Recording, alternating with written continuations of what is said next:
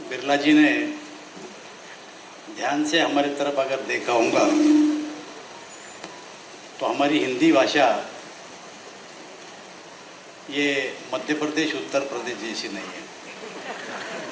Doctor Karad जी का भाषण आपने सुना, सावे जी का सुना। हमारे पे प्रभाव है हैदराबादी हिंदी का,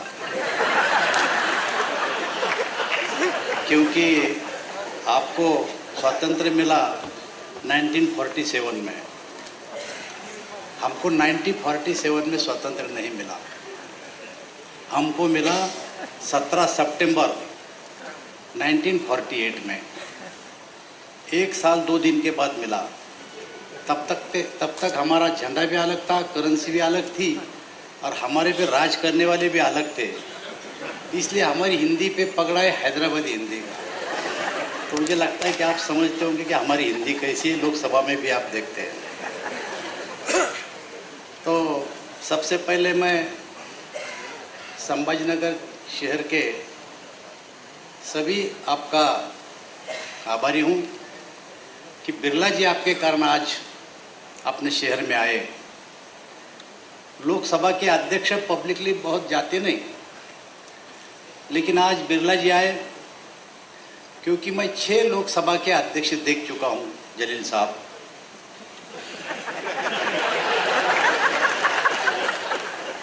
छह लोकसभा के अध्यक्ष मैंने देखा, लेकिन छत्रपति संभाजीनगर में कोई अध्यक्ष हम नहीं ला सके। और अपना सौभाग्य है कि आज उनके सामने अपने शहर का परिचय देने का आज आपको मौका मिला। मुझे ऐसा लगता है कि इस बहाने हमारे शहर का परिचय भी आपको हुआ कि यहाँ पोटेंशियल क्या है, क्या करने की ज़रूरत है और यहाँ के लोगों की मांग क्या है। वैसे तो हमारे जलील साहब लोकसभा में छत्रपति संभाजीनगर के बारे में तो हमेशा क्वेश्चन पूछते ही है, लेकिन वो औरंगाबाद करके पूछते हैं, इसलिए ज़रा मुश्किल होता है। अगर आप आज से तय करो कि आने वाले अधिवेशन में मैं छत्रपति संभाजीनगर का क्वेश्चन अध्यक्ष महाराज पूछ रहा हूँ, ऐसा जिस दिन बोलेंगे आपकी सब मांगे मंजूर हो जाएंगी।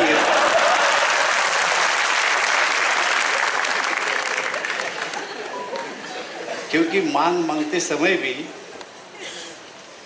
थोड़ा शहर का माहौल क्या है, जन भावना क्या है, इनको ध्यान में रखना पड़ता, वही बात करना पड़ती है।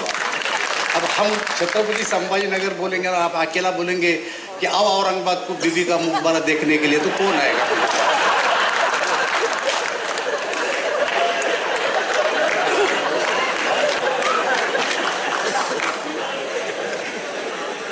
तो आपने बताया कि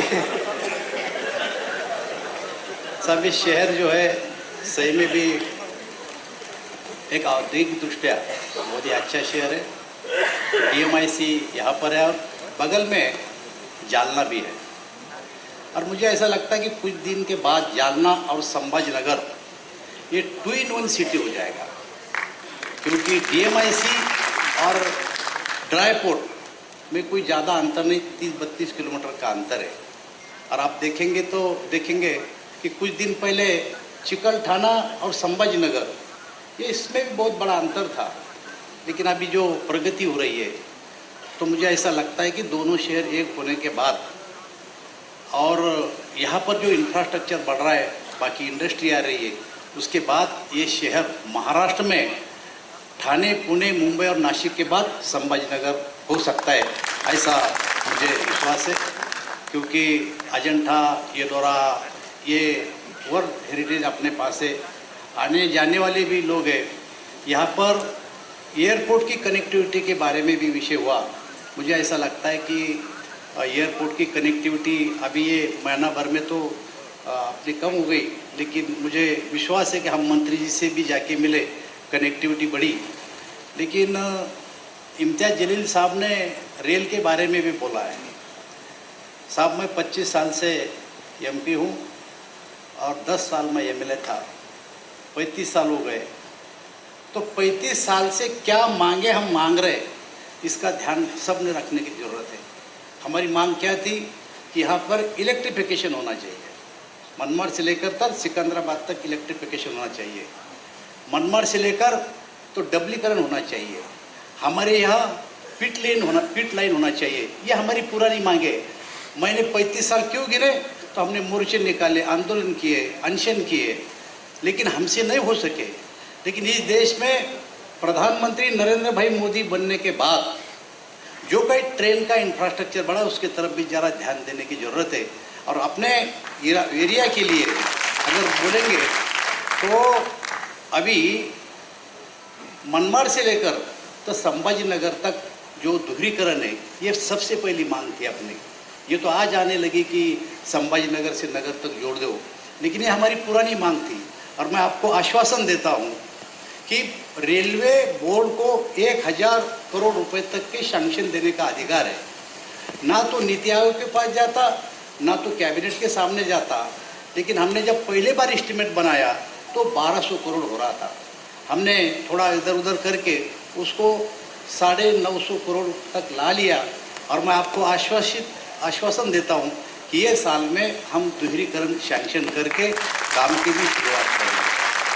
आपने कभी नहीं मांगा था कि स्टेशन, मोदी जी के सरकार में 1250 नए स्टेशन हम अपग्रेडेशन करने जा रहे हैं। और उसमें से आप देखेंगे बंगलोर अगर कहीं गए, आपको जाने का मौका इस बार नहीं मिला क्योंकि चुनाव था और आपने वहाँ कोई खड़ा नहीं किया। हम गए थे, ये हमारे लिए नुकसानदेही है, हम गए थे।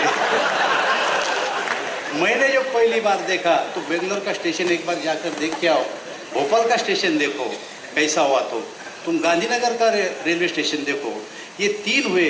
और बॉम्बे सेंट्रल का भी अभी टेंडर निकला है। और उसके साथ साथ मराठवाड़ा में 2 निकले। एक निकला है छत्रपति संभाजी नगर का और दूसरा निकला है जालना। 2 निकला है। यहाँ पर 250 करोड़ और जालना में 250 करोड़ के और टेंडर हो चुके हैं। हो सकता है जुलाई में उसकी वर्क ऑर्डर भी मिलेगी। और पिट लाइन की मांग थी आपकी, जालना में पिट लाइन जुलाई को अभी पूरी हो जाएंगी और आपका भी काम शुरू हुआ। तो मुझे ऐसा लगता है कि रेल के बारे में आपने चिंता करने की जरूरत नहीं। चिंता इस बात की करो कि संभाजीनगर शहर वालों को और दूसरी सुविधा कैसी मिलेगी। क्योंकि मैं बैठा हूँ और हमारे नेता बैठे ऊपर, मोदी जी। रेल का बजट कितना, 2009 तक रेल का बजट था महाराष्ट्र का 1100 करोड़ रुपए, 1100 करोड़ केवल।